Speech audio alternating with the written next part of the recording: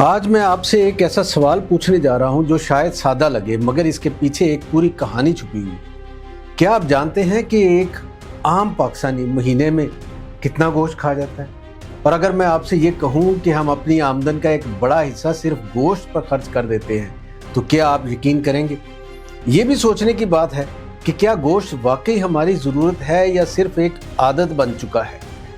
पाकिस्तान एक ज़राई मुल्क है, यहाँ मवेशी भी हैं, गोश्त भी दस्तयाब है और खाने की सकाफत भी गोश्त के गिर्द घूमती है। लेकिन अगर हम ज़रा आदाद शुमार की तरफ जाएं तो तस्वीर कुछ और ही बन रही है। पाकिस्तान में फ़ीकस गोश्त की माहाना खपत कितनी है अंदाज़ा है? एक अंदाजे के मुताबिक तकरीबन 3 से 5 किलो गोश्त हर शहरी खा रहा है, लेकिन ये औसत है।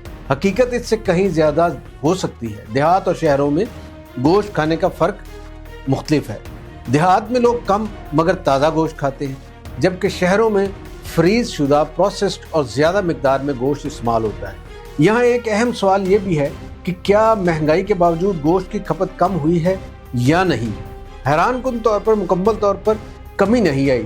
लोग दीगर अखराजात कम कर लेते हैं मगर गोश्त छोड़ने को तैयार नहीं होते। और अगर अक़साम की बात करें तो मुर्गी, गाय और बकरे के गोश्त में सबसे ज़्यादा गोश्त जो है वो कौन सा इस्तेमाल होता है?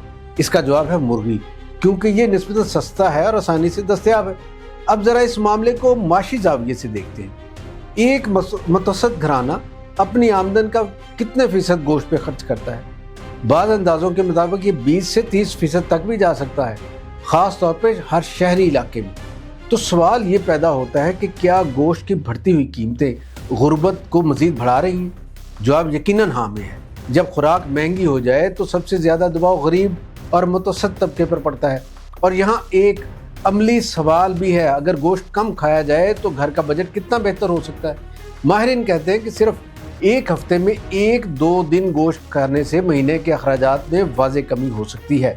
लेकिन बात सिर्फ पैसे की नहीं, सेहत की भी है।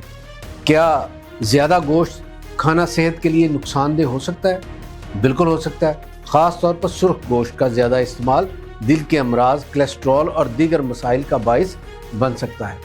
डॉक्टर्स आमतौर पर मशवरा देते हैं कि हफ्ते में कितनी मिकदार मुनासिब है, तो वो कहते हैं कि तवाज़ुन ज़रूरी है। हफ्ते में 2 से 3 बार मुनासिब मिकदार काफ़ी है।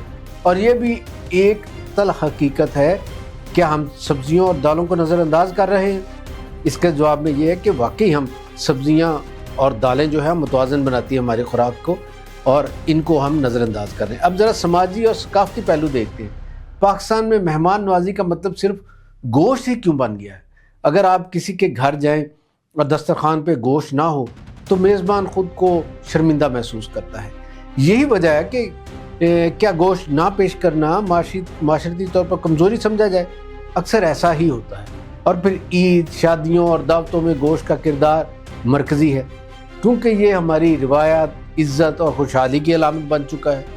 अगर हम आलमी तनाज़ुर में देखें तो सवाल पैदा होता है कि क्या दुनिया के दीगर ममालिक के मुकाबले में पाकिस्तानी ज़्यादा गोश्त खाते हैं या कम? दिलचस्प बात यह है कि हम कुछ तरक्की याफ्ता ममालिक से कम मगर कई तरक्की पजीर ममालिक से ज़्यादा गोश्त खाते हैं।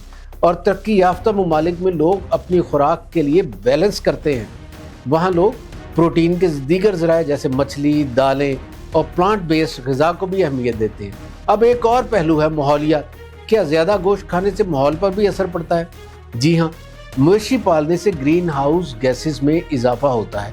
और मवेशी पालने से पानी और ज़मीन के वसाइल पर कितना दबाव आता है? 1 किलो गोश्त पैदा करने के लिए हज़ारों लीटर पानी दरकार होता है। ये एक बड़ा माहौलियाती चैलेंज है। आखिर में आपसे चंद सवाल आप पे छोड़ना चाहता हूँ। अगर हम हफ्ते में 1 दिन गोश्त छोड़ दें तो क्या फ़र्क पड़ेगा? शायद हमारे बजट में भी बेहतरी आए, हमारी सेहत भी बेहतर हो और माहौल पर भी कम दबाव हो। क्या हम अपनी खुराक में तवाज़ुन ला सकते हैं? और सबसे अहम सवाल, क्या गोश्त हमारी ताकत है या कमज़ोरी? फैसला आपने करना है। कमेंट्स में ज़रूर बताएं आप हफ्ते में कितनी बार गोश्त खाते हैं और क्या आप मीट लेस डे आजमाने के लिए तैयार हैं?